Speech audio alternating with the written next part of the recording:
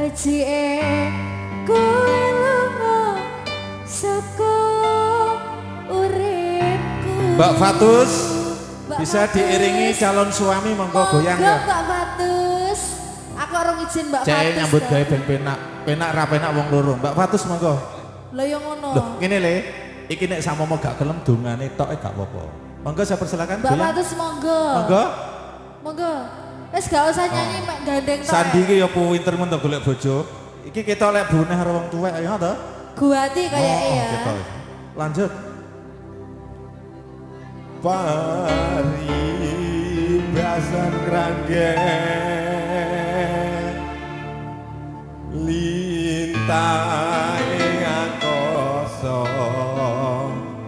kowe tega gawe lara marang Amit nggih, Mbak. tresno.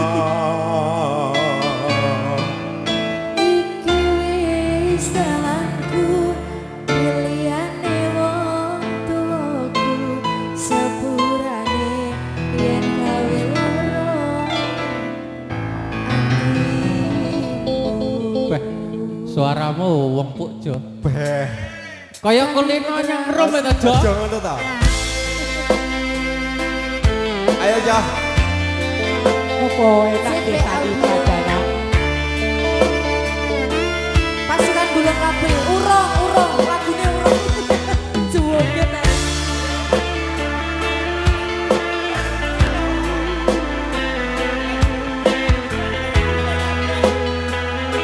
Tarik, Jo. Iya. Sifatmu saiki wis beda.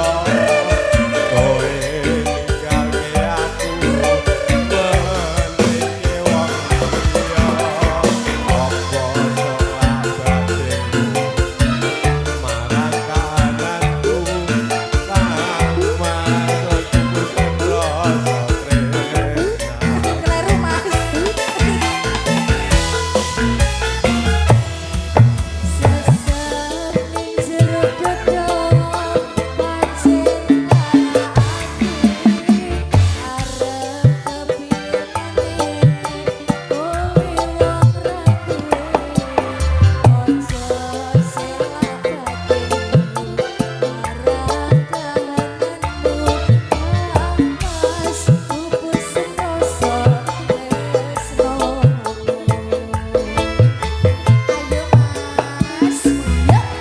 Apa iki sadenane takdirku sing gawake sliramu beda ati beda lagi. Wis ketemu rasaku mas remono nangisku becike kowe lunga saka uripku.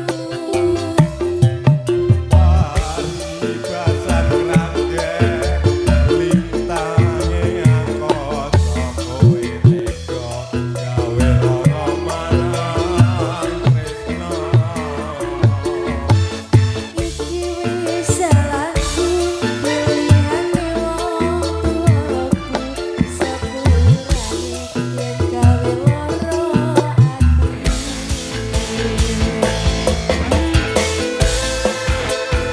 Sandi Putra Musik. Kita goyang lagi bro. Sunday musik.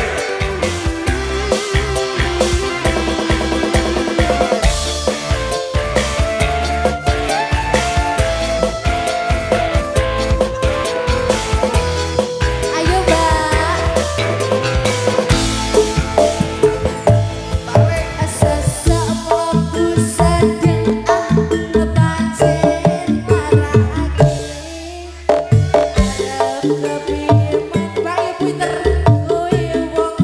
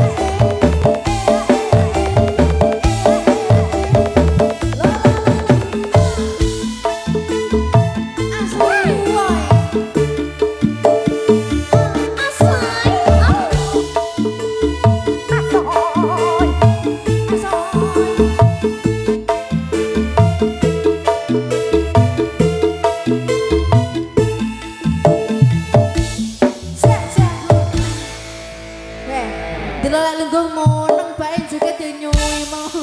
Po enak banget.